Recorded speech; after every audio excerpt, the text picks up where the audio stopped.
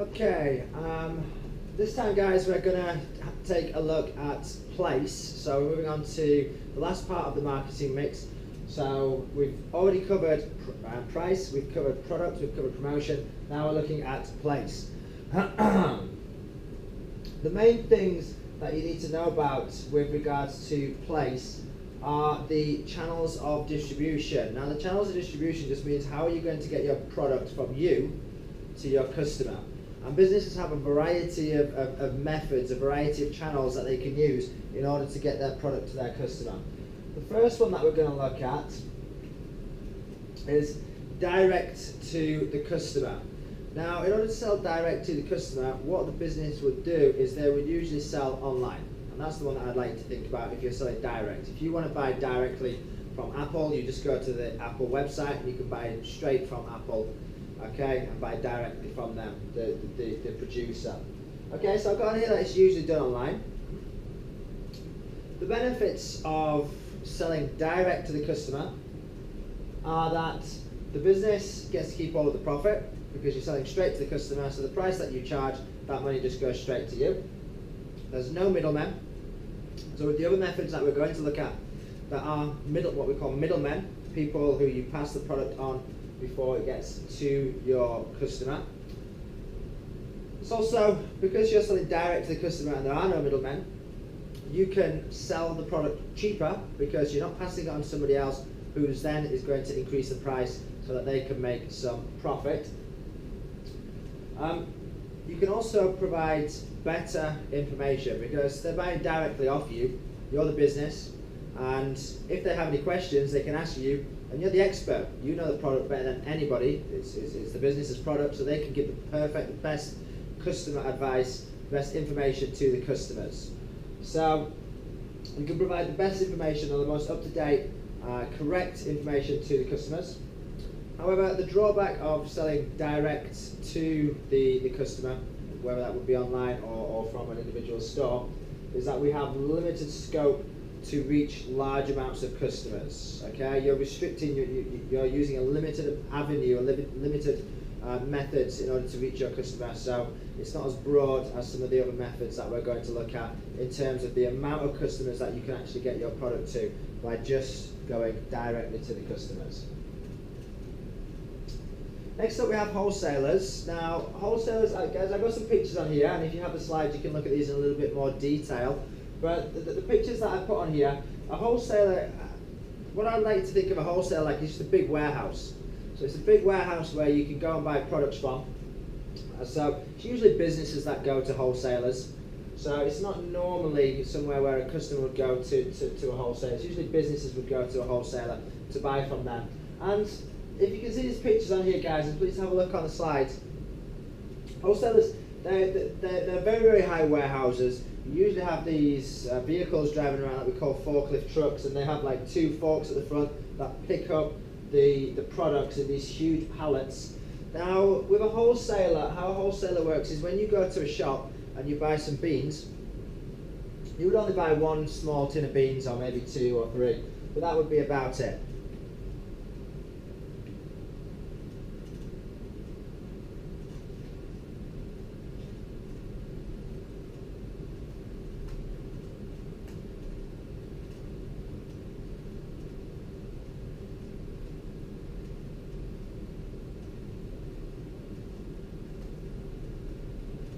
Okay, my apologies about that, guys. The slide will move on. So wholesalers, like I've got on here, they are places where businesses can go to buy in bulk. So wholesalers usually sell in really, really big, really, really large amounts.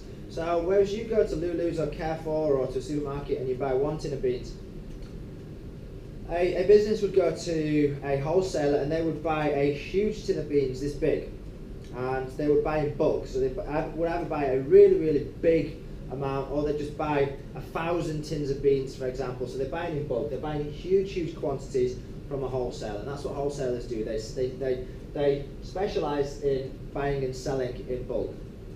Now, the benefits of selling to a wholesaler, well, when you sell to a wholesaler, they would then take care and they would sell to the customers or to the retailers. So you just sell a huge amount to the wholesaler, they buy a large quantity off you, then you don't have to worry about anything anymore, because that wholesaler then is the one that has to sell it on to the retailer, or in some cases the customer, which it makes it easier for you as the manufacturer. It makes it easier for the business just to say, there you go wholesaler, you buy a huge quantity from us, and we don't have to worry anymore, we just sell it to the wholesaler. The wholesaler would also be responsible for storing those large quantities. So they take the huge quantity off the manufacturer, they store it in their wholesaler, in their big warehouse, and then they sell it on to retailers or the customers in bulk. Okay, so they take care of the storage for the business as well, because they just buy loads and loads, big quantities from the manufacturer. However, and this is the problem that you're going to see for all of these different channels of distribution that don't involve selling directly to the customer, is that every middleman, every person that you sell it onto before it gets to the customer is going to increase the price, because the wholesaler needs to make some money.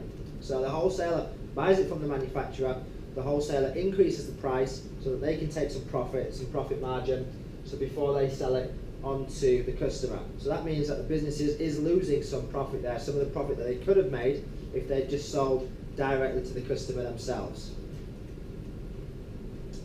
Next up we have retailers. Now you all should be aware of what a retailer is. A retailer is just a store that you see on the high street. So whenever you go shopping, whether that you go to the Adidas store or you go to Go Sports or any store that you see in a shopping mall, these are retailers.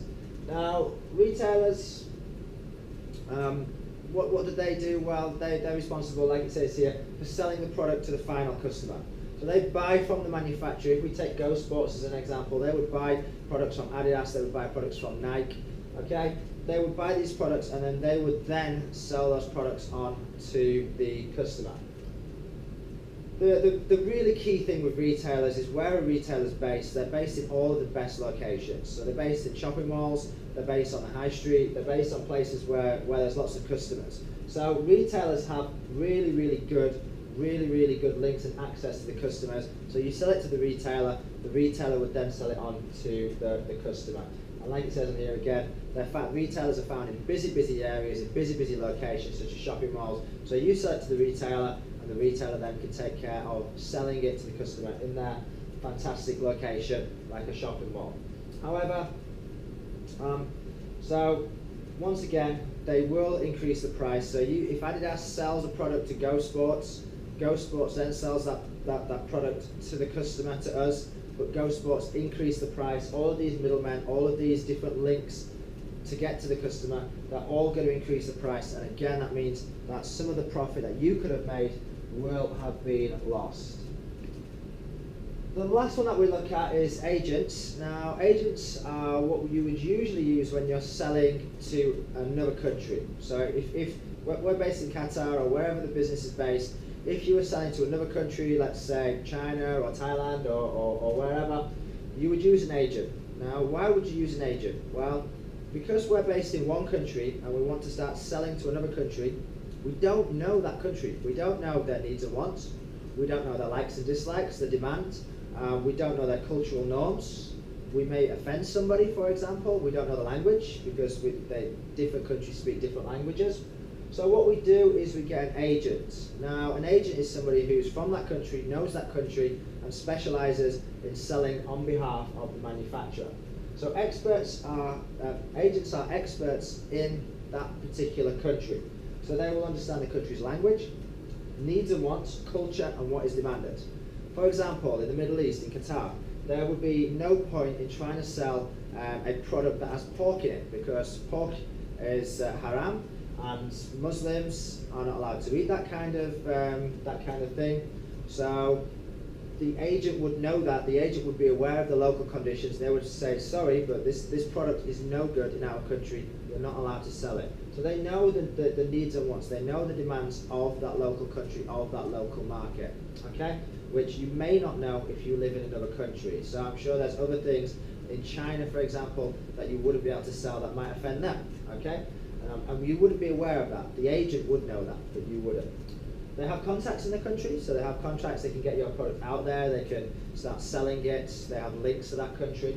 But once again, guys, the drawback on that, the agent, again, is going to want to make some profit. They are going to increase the price before they sell it onto the customer. And if you were to sell that product directly to the customer, you could have taken that profit, but instead, the agent is going to take a cut. The agent is going to take a share of that profit, so it means that you as a business gets less. Okay, that's all we have this time, guys.